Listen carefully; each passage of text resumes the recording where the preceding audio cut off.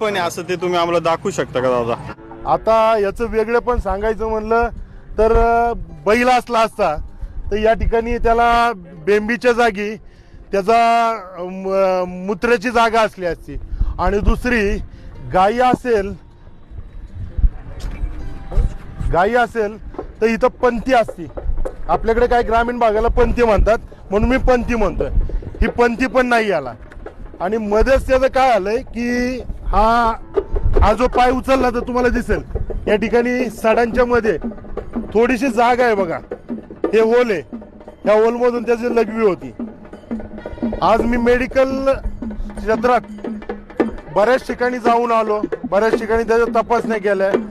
मला आता ते गावांची नावं लक्षात नाही येत, मी नंतर तुम्हाला सांग.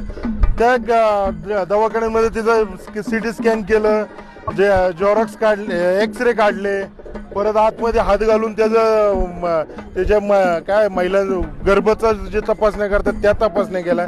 त्याच्यामध्ये असं आढळतंय की त्याच्या बैलाचे जे अंशज असतात ते सुद्धा दिसत आहेत आणि गाईचे जे अंशज असतात ते सुद्धा आहेत. त्यात पिशवी आहे पोटामध्ये, पिशवीचा आकार थोडा